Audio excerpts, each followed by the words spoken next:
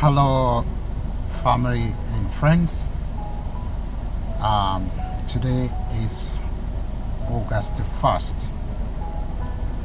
Around this time last year, that's when I got the news that my father has passed on. As many of you know, the issues of my family are far from over,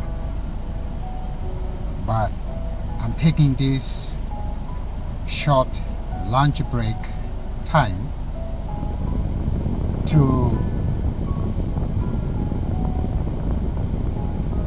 kind of reflect about one anniversary after the death of my father. Here in Japan and many cultures around the world, they usually take a minute of silence to remember those who tragically died. As far as I'm concerned, my father, Wilson Muchiri Karagu, or known as Kijana Msafi, or he used to be called Muchiri Wahokas, died tragically last year alone in the hospital, and even up to now, 1 year later, I don't know what happened to my father. But I'm not going to be quiet until I know what killed my father. One thing I can say is that if my father was with our mother, my mother would not have left him in ICU, dying alone.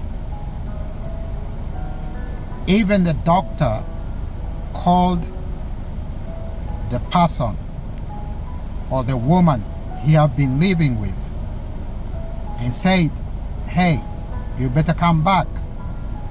Things don't look good." You know what she said?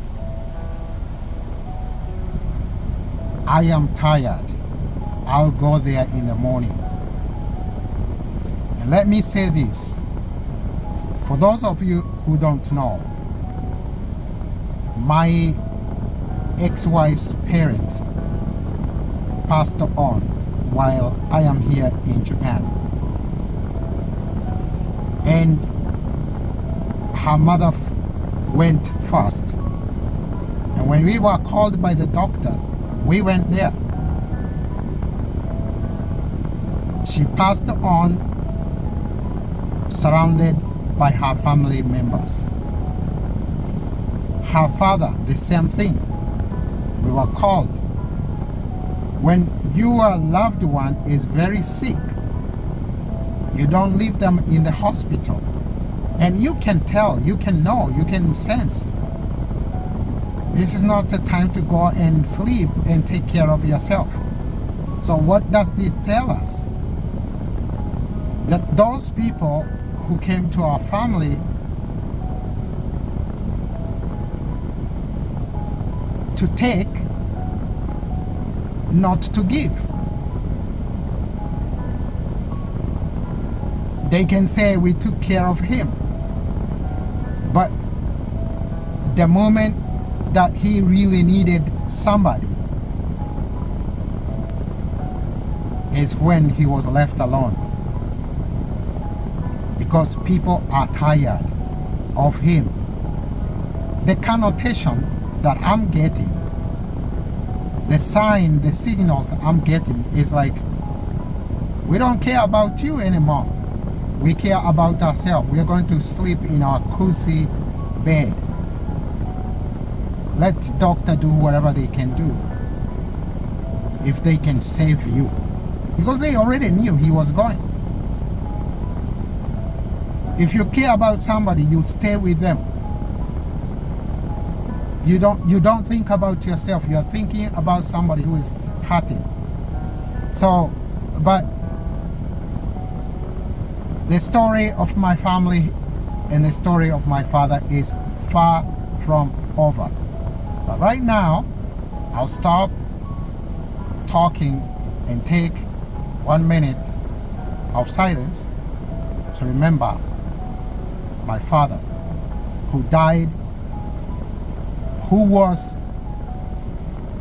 healthy, wealthy, but died alone, unhealthy and poor. We had to collect him and take him back home poor, because they also wanted to throw him and bury him in public Langata cemeteries, where thugs and all other people are buried who don't have their families, who don't have their homes. That's what they wanted to do to my father. But thank God, he's back home. So I'll take 1 minute silent.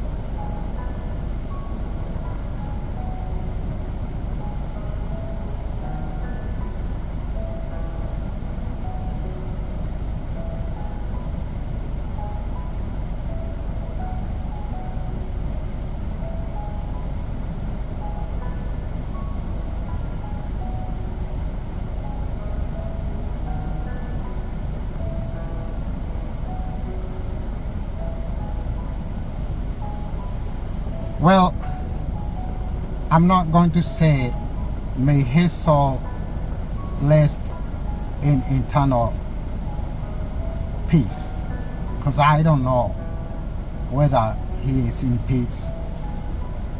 After all have been going on, I have no idea, because I don't know what is on the other side.